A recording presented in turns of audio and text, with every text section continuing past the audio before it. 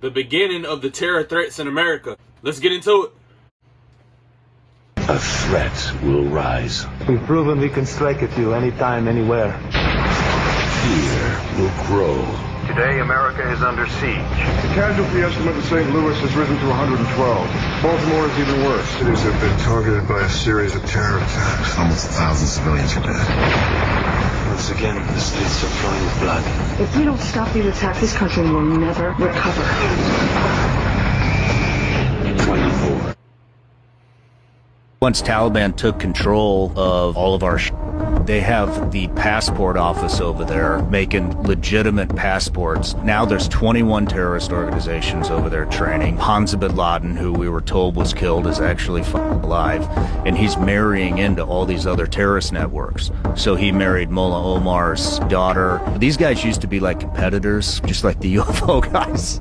They all hate each other, but they all have the one common theme, like disclosure. These guys, the one common thing is let's go take over the Western world. What they're doing is they're funneling as many of these terrorists into the passport office, creating them legitimate, real passports. They get them flights all over South Central America, and then they funnel them up through the Darien Gap to the U.S. And so I don't give a fuck what the FBI or any of these people are saying. There is zero way to track how many of these f***ers have come into the U.S. What we're going to see is October 7th style attacks like we just saw in Israel, in the mall in Russia. Do you Why think hasn't this it happened is yet? by design?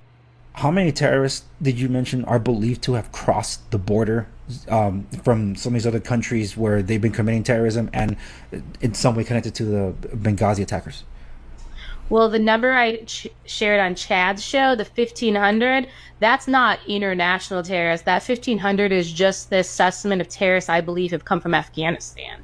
So goodness. The number of terrorists could be much larger than that. I do fear that the season 6 of 20... And this is what I was saying in the previous video I uploaded, bro. It's like our own military, not even military, FBI, CIA, sheriffs, governors, the government itself, everybody that works for the government. It's like they don't care. Look at what they're allowing to happen, bro. Like, and I wonder what is the whole point? What is the real outcome gonna be?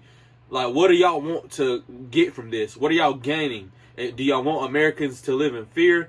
Are y'all trying to let them take over? What is the whole point of this? For could be a very real thing. Maybe I can't see the bigger And you picture. did share some things on a previous podcast about like what preparedness people can take if people were to have some kind of situational awareness, if you will. What signs can they be looking for? You know, when you talk about situational awareness, it's really situational, spatial, and environmental awareness that you really need. But when you talk about signs, so they're just everyday things that we would look for where something isn't right. One thing by itself could be nothing, but 2, 3, 4 things together, in law enforcement, we call it clue. So there's nothing like in particular that would say, hey, that's terrorism attack's going to happen. It's just having a baseline. What's the baseline for this environment? Now, what's different about this? What doesn't fit in this baseline? And those are things you can look for, if that makes sense. No, it makes perfect sense. No, absolutely. Just look for, I guess, pattern recognition or unrecognition. If that doesn't fit, something else is up. When we say like a baseline, well, we'll look for suspicious activity. Well, what's suspicious? If I'm in the hood, everything looks suspicious. But if I live there, it's just normal. So what's normal? What's your baseline for your environment? And then what stands out for that particular environment? And it's always going to be evolving depending on what environment you're in. So it's hard to say, well, look for this, look for that. Well, in a certain environment, that might be perfectly normal. For instance, when it comes to active shooters, a lot of law enforcement will say, well, look for heavy clothing, look for trench coats, look for hoodie. Well, here in Florida, every teenager wears a hoodie, even though it's 90 degrees out. Like, that's not vicious for this environment. Yeah. Yeah, and I do remember, like, there were some discussions around the fact that, like, kind of near the border with Israel, a lot of phones were popping up that hadn't been before. Like, something like that is a sign, right? If there's now a bunch of phones in the area that hadn't been there before, kind of, outside your border, maybe it's something you'll need to look into. Again, something completely new, right? Completely different. You have to watch for those telltale signs, because it's really the only way you're going to be proactive, right? You have to be alert to something different happening. They don't care. They don't care. They obviously don't. But the crazy part is, to me, y'all live here. Y'all live in America just like us. Why are y'all allowing this to happen? Is it because of money? Is it because of some kind of allegiance? Some kind of team membership? Y'all got some kind of alliance going on? Y'all together? Y'all, what is the end goal? What are y'all trying to accomplish here? And now it makes sense why all these billionaires and multimillionaires are creating their own underground bunkers, because they know what's about to start happening. Only thing I gotta say is just keep your eyes open and your ears open. Stay tuned on to what's going on.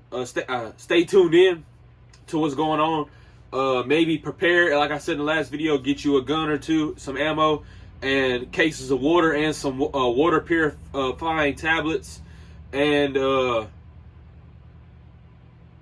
some fishing gear, you know, because you never know, man. If things start going left, you really might have to live off the land for a little while until things get back together, because I'm not going to say they're going to blow stuff up and the world's going to come, or our country's going to come to an end. I highly doubt that. Our military is stupid strong. We got a lot of power here in America. That's all I can say. So I'm not going to say that they can't attack us or they can't cause havoc and bring chaos, because they can. But I don't think it's going to make us just stop completely. But shit's going to get shooken up for sure.